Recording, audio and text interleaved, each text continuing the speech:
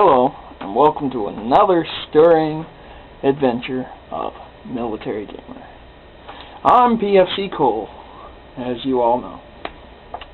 Today, we will be reviewing quite an amazing invention within the last few years. The Nintendo DS.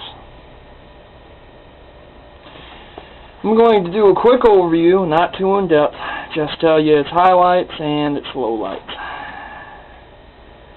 Nintendo has held down the handheld system market since the end of time, it seems. The only competitor it has now is PSP, but as we all know, Nintendo DS sales outsell PSP. Mainly because Japanese people prefer it over the PSP. Having said that, let's get right into it. As you can see, the Nintendo DS is much more compact here rather than the original. The original was fat, large, not too nice. But they revised it into the Nintendo DS Lite. Now mine, as you can see, is a solid onyx black one, which came out later than the standard white one that they issued. The Nintendo DS has the same features it carried before, the ability to play Game Boy Advance games, and of course DS games. Now, the DS game itself is much smaller than the Advance game for obvious reasons. Every time Nintendo makes a new Game Boy, they reduce the size of the cartridge. This is more like an SD chip now. I have no idea what they'll do for the future, but I'm sure it'll be smaller, more compact, and sexier. Now, as the same with the original DS, this one has a nice little pointy stick. It's bigger, thicker, easier to handle, instead of, you know, kind of like that with the old one, but that's not the point.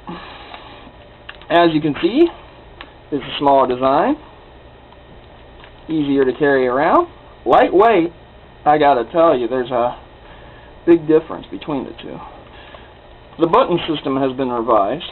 There's no more power button right there. Instead, it's on the side to slide.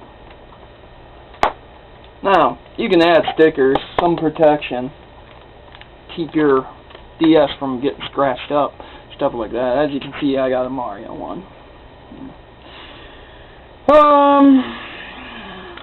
The Nintendo DS is much brighter, if you had not known that.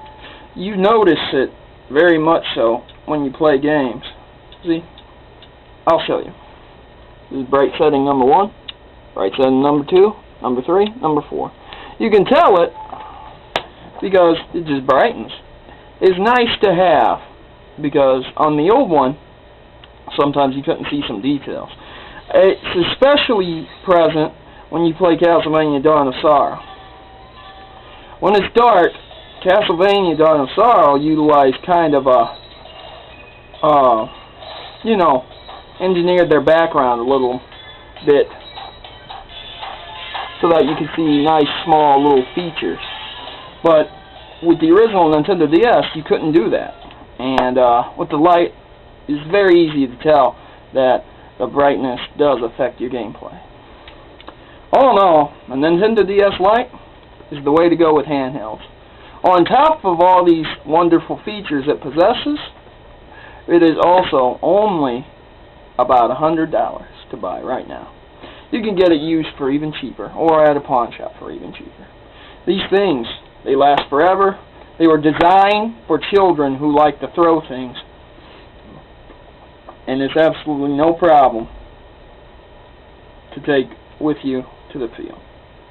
This is Military Gamer, PFC Cole, signing off.